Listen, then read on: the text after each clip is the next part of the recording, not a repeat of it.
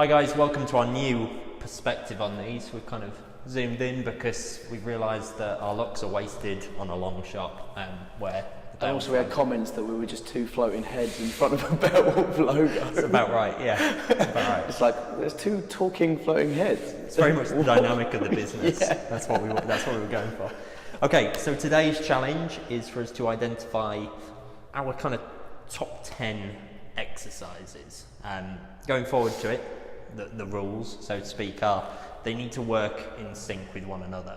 So, for example, we don't have like 10 back exercises. We want the 10 that you're left with to be able to give you a good, well-rounded work. And in terms of these exercises, are they the exercises we would use, I suppose, probably for our clients, the things that we think would be beneficial and the best exercises that give you more bang for your buck, or generally the exercises that we love doing ourselves?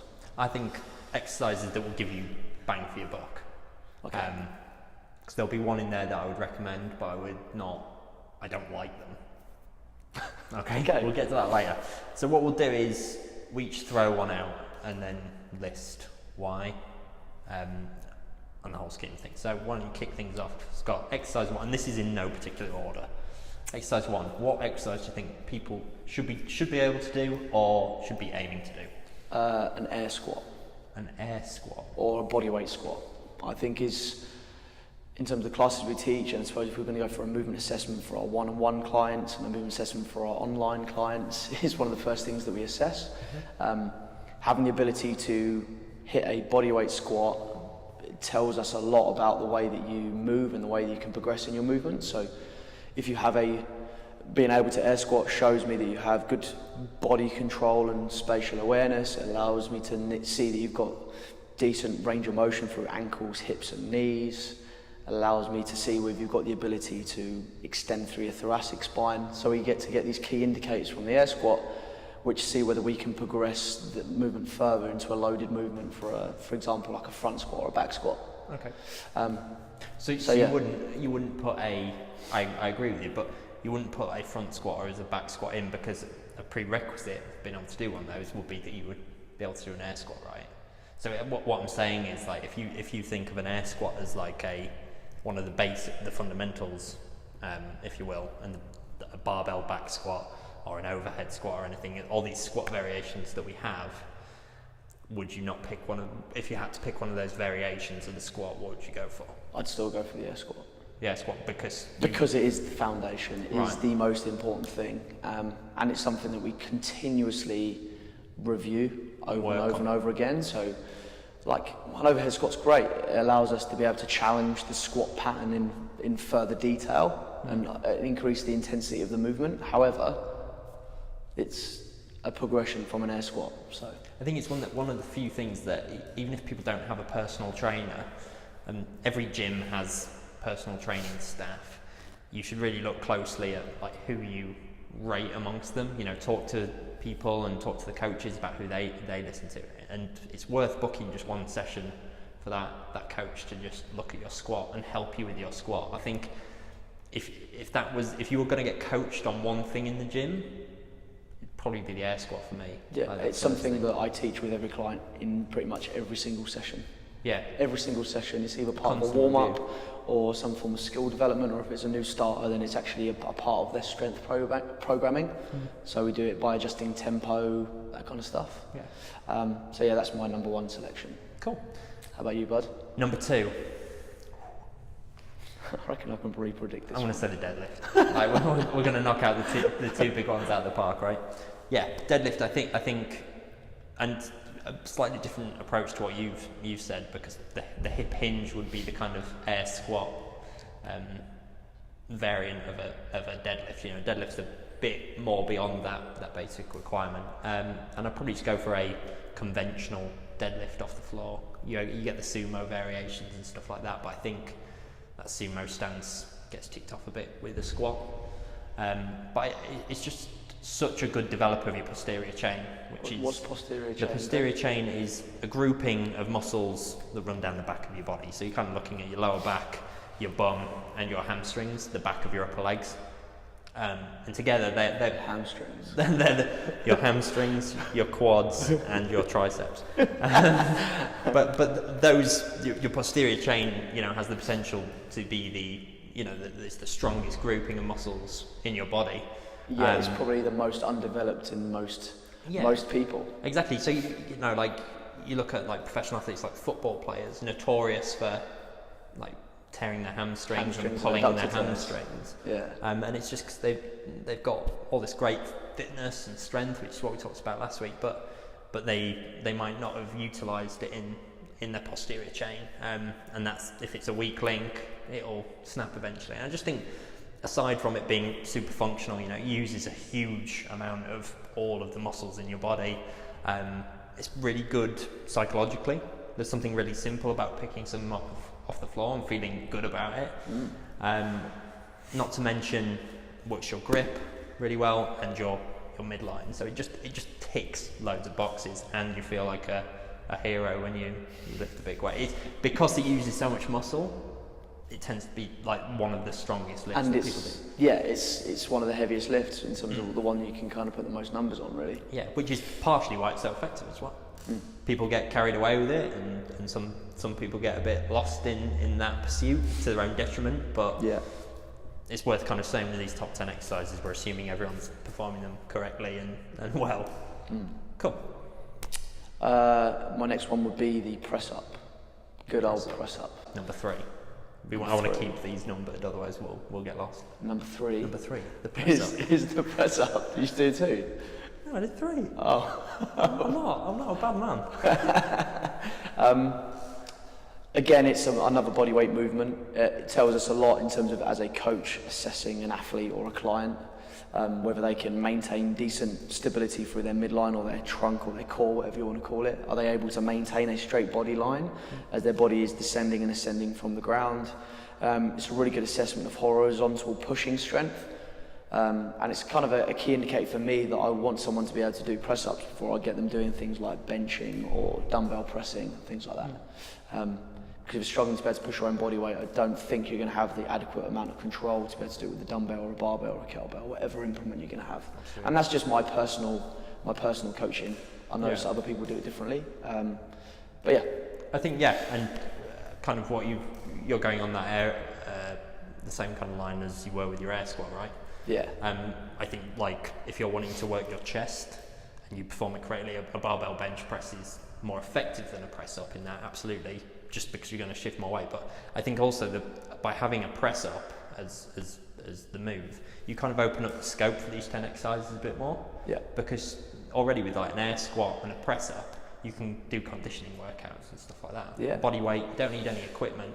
Deadlift's not much good if you're trapped on a desert island, unless you can glue some coconuts to like a tree or... And a lot of them. Yeah, and a lot of coconuts. Depends who you are, you wouldn't need that many. No, I wouldn't. But yeah, so we've got a hinging movement, the deadlift. We've got a lower body squatting movement in the squat. We've got a horizontal push. So your turn, man. What's number 4? That's going to dictate it. I'm going to do a vertical pulling movement. I'm going to say pull up. Okay, so just because we're kind of getting that full scope, we're going to kind of hit a bit more of upper back muscles and things like that. I think the pull-up's it's a great expression of strength. I think with my clients, it's the one that makes people happiest when they do it for the first time. Like it's literally just like you're hanging.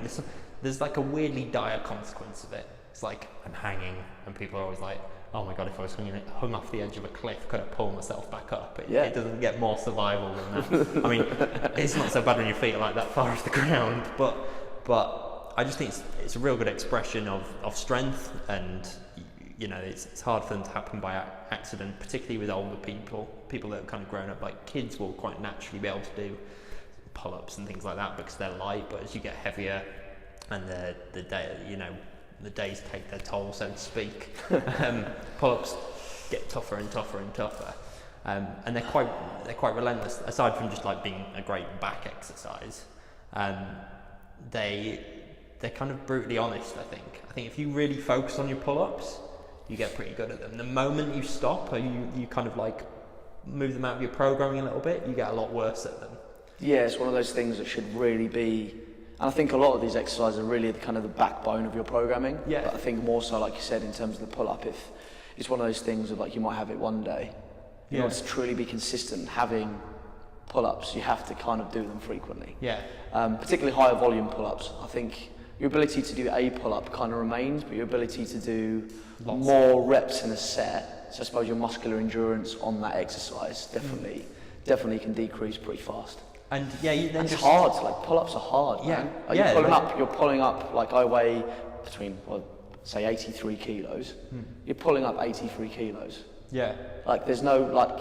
You can kind of mask that a little bit if you're doing a back squat. Like you can shift a 60 kilo back squat as an 83 kilo man. You're like, it's pretty heavy, but I think as pulling your own body weight up, that's challenging. Yeah, and people kind of forget that when they go in the gym a little bit. Like they'll do all these other exercises with load and everything. None of them like around that sort of 80 kilo mark, like you're saying. Yeah, they expect the pull up to just come. Yeah. You know, it's just this basic thing, and that's why the journey to a pull up's a great journey. And then once you've got it, it's super effective, and it works quite well on that desert island thing. Because now we've got our squats, our press ups, our pull ups. You're already becoming pretty well rounded. Yeah. When they come rescue you, you'll be in pretty decent. An absolute ninja, Rambo. So that's 4. 4. Number 5, I would say lunge. The lunge. Yeah, that was the one I would add that I don't like. I hate lunges. I quite like a lunge. Like it's I suppose recently in terms of the way that I've programmed for my one-on-ones and stuff, I've spent a lot more time playing around with different types of lunge, like split squats or static lunges, walk-in lunges, step back lunges, Cossack lunges, that kind of stuff. Because again, the more and more you work with people, you realise like it's just simply kind of going through the air squat, you can notice asymmetry from each side, so like differences in terms of mobility or strength from leg to leg. A lunge is kind of a great way of developing single leg strength or trying to kind of work around those deficiencies side to side. That you generally can't work on as much when you're doing an air squat with both feet, I suppose, in the same position. I also like the lunge because it enforces the ability to extend through the hips. So many people, like general population, spend, like we are, long periods of time just sitting down with a closed hip. When we're doing an air squat, we're again going back into that seated position, but when we're going into a lunge, we're at least reinforcing a bigger component of hip opening. So the opposite. And you mean on the back leg? On the back leg, of course, you're going to get flexion or bending on your leading leg, but at least you're expressing a decent range of motion or exaggerating the range of motion from that trailing leg. Yeah. And like the other movements we talked about, you also have the progression that you could add load to the movement. Like I mentioned, you could vary. Kaiser switched on. That's the Kaiser switching on. Right, mate. You can, you can increase load on the movement. You can increase the complexity. You could increase the height on your leading leg, your training leg. Yeah. You can go on to things like step-ups, which would still be like an extension of a lunge. So it's like one of your foundation movements that if you're really good at, it allows you to have a massive kind of opportunity to progress in that movement, really. I would always favour a reverse lunge over a forward stepping lunge, just because I think it's more practical. Like if you found yourself on one knee in the bottom of that lunge position, you step out into your front foot. Do you know what I mean? Like you wouldn't step back. I think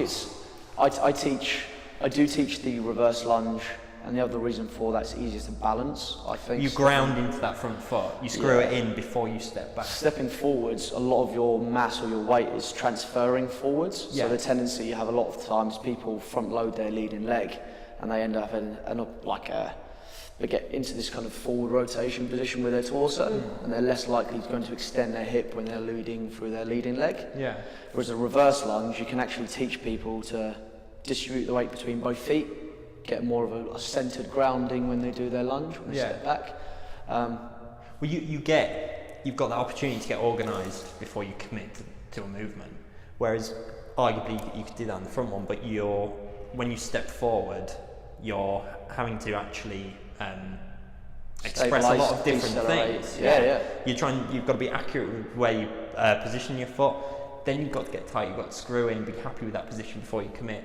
Like one of the cardinal kind of sins you see with people doing forward lunges is they commit down to the lunge before they've established that stable footing. They just go boom, and they're down in it. And crunch their knees on the floor. Yeah, like after a while, you can certainly chain them together and loop them together pretty quick, and just through force of habit, and that's a great skill. But I just the the reverse lunge feels stronger. You just feel more stable. So like and I think when you were talking about the attacking each individual leg on its own, you can address all that stability in one. Do you know what I mean? You're like, I'm just focused on one ankle right now and make sure I do it properly, and then up into my knee and then into my hip or there's loads of things, like again we're talking about just a simple reverse lunge. You could do a reverse lunge to a single leg balance, for example. Yeah. You could, like a lot of the exercises that I program for my clients, and I suppose my top 10 aren't particularly sexy exercises. They're the foundation exercises that allow us to be able to then progress to the sexy stuff afterwards. Yeah. In a lot of the videos we put out in terms of our content, that's something that we pride ourselves on doing. We always teach people how to do things properly. It's kind of the longer way to do it, but it allows people to have much better progression long term in terms of their fitness results, I think. I think the lunge also, sorry, just to wrap it up on this, also has loads of transferable skills into other exercises because of creating stability in those individual sides. Like I use it as assistance work for deadlifts or squats. You know, it makes a lot of sense in terms of if you can address each leg and develop that strength so that they're both, you can be stable on one leg. When you get two on the ground, you'd be unstoppable. That's the kind of idea. Yeah, definitely. Which then leads into exercise number... We're on 6 now. I think that was 5, wasn't it? I think that was 5, yeah, 6. Which I'm going to go for a strict overhead press. Boom. So we're kind of tackling... We've already had a horizontal push with the press-ups, which is going to be a bit more chest focus. We're going up overhead into something that's a bit more shoulder focused. Barbell, dumbbell, kettlebell, what would be your favourite choice? What implement would you like to press over your head? My heart says barbell. Okay. Just because it feels better. What does your coaching head say? I like dumbbells. Okay. Why? Dumbbells, just because, kind of following on from the lunge thing, you have to create more stability in each shoulder. You know, you're working each arm wants to be pulled in different directions for you to lock in. So yeah, I'd go for it that. Whereas a barbell, obviously you've still got that instability, but it's primarily like forwards and backwards. You know, you're controlling it so you don't go boop or fall backwards. Whereas dumbbells can be all over the shop. In theory. Do that again, sorry. Sorry, it's like one of those guys you see outside the car wash things with all the air coming up. That's how you should be pressing overhead. Yeah. But aside from it, just working your shoulders and getting that nice balance in the scope of the other exercises, really good for your midline. Like we were saying about lunge, you've got to get super organised, or you crumble like one of those. And I think it's also a lot more, in terms of standing shoulder press, it's a lot more of a functional exercise, because you're actually having to brace your midline or your trunk in a standing position. Yeah. Which basically teaches you how to stand properly. It does, I mean, obviously you want to stand properly and then you can transfer it into the shoulder press. But it reinforces it, doesn't it? It reinforces that bracing sequence and the ability to hold heavy stuff over your head. Yeah. Particularly when you think about your base of support, as in just your feet, it's quite a narrow base, isn't it? So absolutely. There's a narrow base of support to be able to get organised underneath a weight, so it's quite nice. You make an interesting point there, because when you see people lifting like incredibly heavy weights over their head, when they get that lockout, they're never taller. Like, that is you stood up at your most rigid, solid power position. Like, take the weight away and bring your hands down, and you're walking around like Superman. Do you know what I mean? I think also you said about how, I suppose the deadlift is one of those that kind of makes you feel like a bit of a superhero. I think the press, to be honest, it's kind of it's a very empowering exercise as well, particularly with a barbell. Like, you load that up and you press it overhead, and you have that point when it's overhead where you feel victorious. And I think the grind you experience on a press is a lot more significant than it would be with other movements. Like the deadlift, you can get stuck in the middle of it, but I think when you're pressing something overhead, well, I think that's that sticking point right in front of your face. Like, that's humbling. Yeah, without a doubt. They're both quite binary exercises. You either do it or you don't.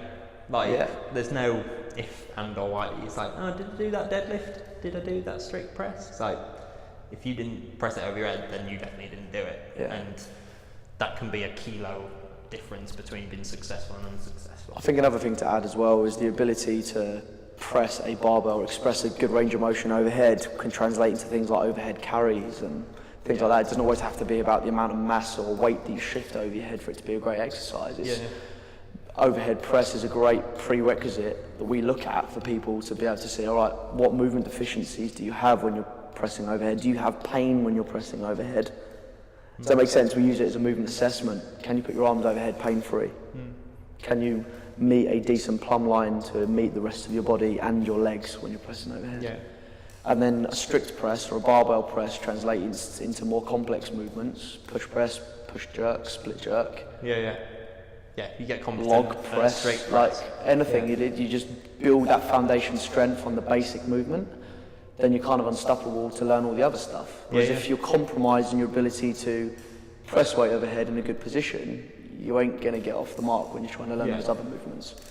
And your ability to be able to do that is kind of a direct contradiction to sitting at a desk all day. It's like if you can sit at a desk all day in this crappy shoulder position like this, but then you can muscle up the ability to get tight, get straight, get upright, then you're kind of saying, fuck you, desk job, which I but that's going to translate to your desk job, isn't it? Like the amount of people that we train, and even us sitting here, we find ourselves naturally with gravity you do when you're sitting down, when your trunk switches off. You end up kind of melting into the chair. You end up melting into the chair, but generally, if you're more body aware and you do these movements, straight away your ability to reset posture, and again, it might be a little bit fidgety, but you find yourself kind of sitting a little bit taller because you do these things a lot of the time in these exercises that we do every day. So, 7.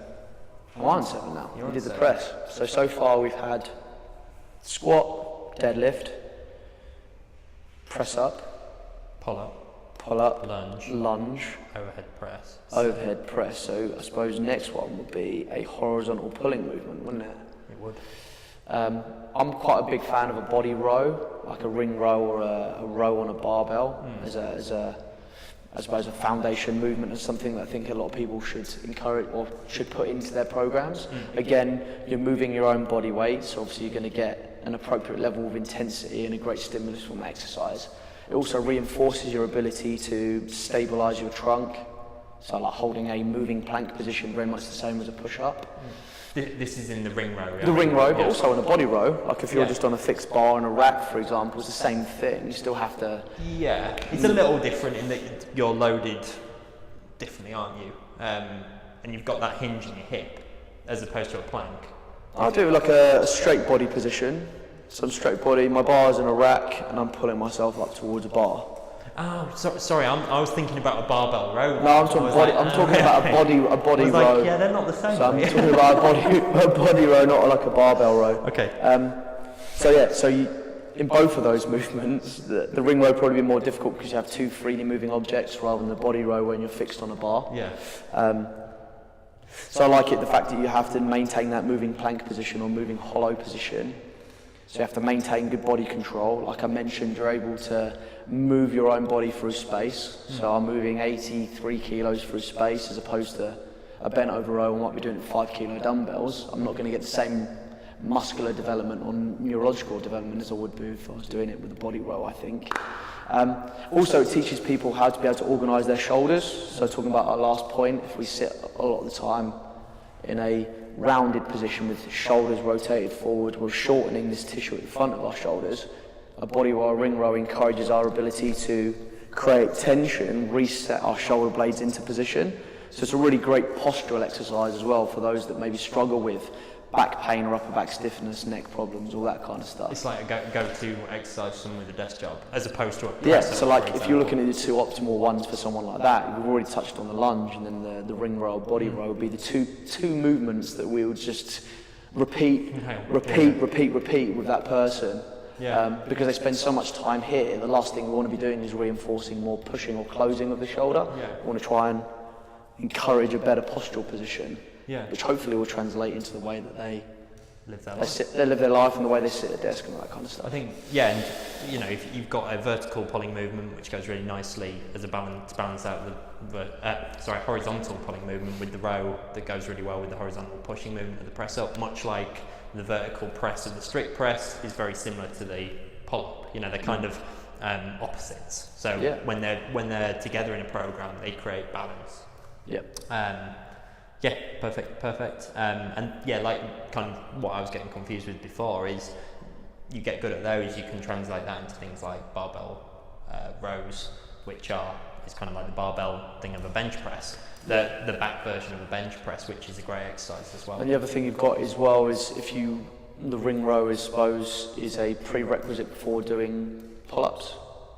Yeah. So we get strong and horizontal pull, and we can translate that into more of a vertical pulling action. It's also a great way of learning skills. Like we've done some stuff on like muscle ups and things like that. Some more of this more complex calisthenic type work.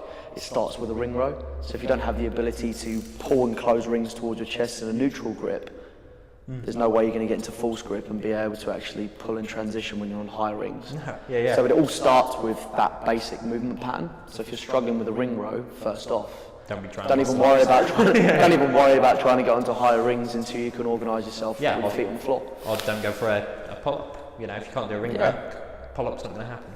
Yeah. Nor should it. No, is that 7? No, it'd be 8. So this will be 8. That was 7, wasn't it? No, because I was 1. No, you were 1, weren't you? 1, 2, 3, 4. Yeah, 8. So this will be 8. I'm going to go with a farmer's walk, a loaded carry, which is just because it's a bit different from the other exercises. We're going for like a tension move, a hold. So farmer's walk is basically picking up weights and going for a walk with them in each hand. I think that your midline and your grip are the like foundations of strength.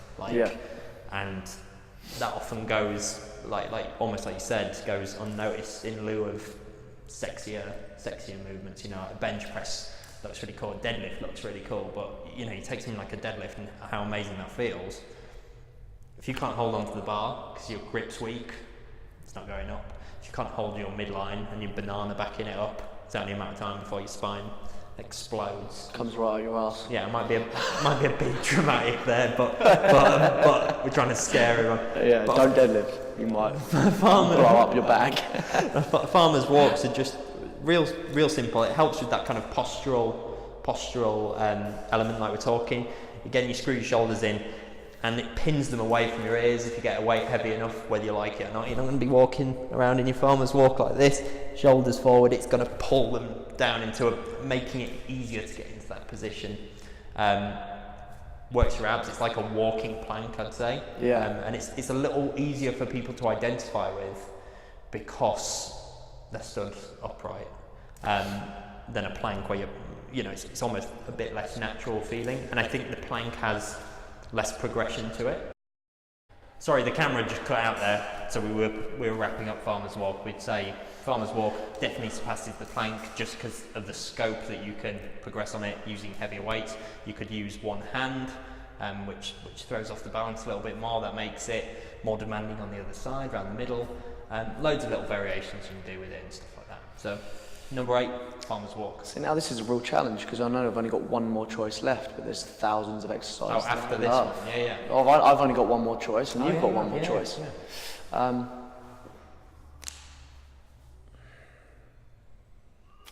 I'm torn between a couple. I'm going to go for power clean. Ooh, nice. Power clean. I suppose it's one of my favourite athletic movements. Yeah, it's cool. Like, it encompasses a lot of the movements we've already talked about. So your ability to pull weight from the floor, receive weight in a squat. And I suppose the connecting element, which would have been one of my other movements to choose, would be the kettlebell swings. The ability to triple extend or fully extend your body for the middle of the lift. Pick one. It would be the power. It would be the power clean because I think it encompasses a lot of different movement patterns. Cool. And it just feels absolutely ninja when you. Boom! Yeah. Yeah, when you hit a PB power clean, more so I feel than a squat clean. Yeah. I just think it's the position you plan on finishing. It's such a powerful movement pattern. Yeah, I think when performed well. When you connect it, you land in a real position of stability, don't you? Yeah, stability, balance. So you just boom, yeah. Yeah, it's quality, and I think like in terms of an athletic movement, I think it translates into so many different sports. So rugby players, power athletes generally, power cleans, relates. Bear me a second, we're doing a meeting in a moment. Who is it? Hello, baby. Give me 5 minutes. The kids want to see their daddy. That's it. So yeah, power clean would be number 9. Would be my final choice. So many, by the way. I think would yeah. it be power snatch. I'm not sure now. We'll go power clean. I want to make number 10 one that I'm surprised you didn't pick. Okay. The burpee. Your Favourite, the Scotty Huggins burpee. Just because it's such a huge bodyweight movement. You know, you're going from your chest touching the floor to jumping up in the air. And with that becomes a lot of energy expenditure. I think if you were stuck with 10 exercises that you could do for the rest of your life, that would provide adequate cardio work. I think to be able to do burpees, you have to be pretty well conditioned. Develop your stamina, your endurance, your conditioning, all those things. If you get really good at burpees, I think a lot of fitness things, a lot of challenges that you'll meet in the fitness world will be made easier as a byproduct of that. If you can, there's not really that many people that enjoy, but I actually I enjoy. If a workout came up and had burpees in it, I'd be like, I won't be giddy, but I know that it's something that I can kind of survive through pretty well, and it'd be one of my bankers in terms of a movement I'm pretty good at. Same as like double unders or gymnastic skills. Squatting movements not so much on the other hand, but so many people struggle with burpees, but it's such a simple movement. Like your ability, but it's big. You fall on the floor. Like, do you know what I mean? Like, but imagine if you legitimately fall over, your ability to get back to a standing position. That is a burpee, right? Yeah. It's like the ultimate functional movement. Yeah, and there's a lot of joints at play. There's a lot going on in a burpee, to put it simply. That's why they're so horrible. So I don't like burpees, but I respect their effectiveness. So I suppose these aren't in any order, are they? No, we're not going to order them. No. If we did the deadlift, we'd win. Nah. Definitely not. Yeah, I've seen your deadlift. Why do you think you don't see tutorials of me doing deadlifts? If you had to pick one. What, of one of the 10? One of the 10. It would have to be the power clean against the last one. Like, I suppose for me personally, is I suppose one of my favourite exercises to have to be the power clean. I suppose as a coach, I suppose the one that I would probably choose would be the lunge. Right, okay. From a coaching perspective and the things I was talking about earlier, it would be the lunge, but from just a purely selfish reason, something that I love doing would be a power clean, right. I guess. So I haven't done the power clean for a while actually, but I'd say my favourite is deadlift, and my favourite coaching one is the air squat. It's where I always start. It's the deadlift. It's the deadlift, and my favourite coaching one is the deadlift. And not to mention our bonus number 11, the bicep curl. Everyone's favourite, everyone's reliable. What's that? The bicep curl. So there we have it. When was the last time you did curls? Not that long ago. I did them on the Kaiser. Fair play. I played around. You can tell I haven't done it for a while. I've got a bit of tendon issue. I want to say I'm not a physio. I've not diagnosed it properly, but my elbow hurts. So I'm just laying off it a little bit. So there's your 10. We've got air squat, deadlift, lunge, press up, row, overhead press, power clean, farmer's walk, burpee, and there's one more in there. Did I say lunge? I said lunge. It's the second week in a row that we've done this. Look back through the video. And another exercise, yeah. Look back through the video, you'll be able to know what the 10 are. But there's hundreds of other videos that I could choose in that list. I'm already thinking about hollow rocks, power snatches, overhead squats. Like the list could go on, right? Yeah, we're done. Okay, we're done. It will be the top 10.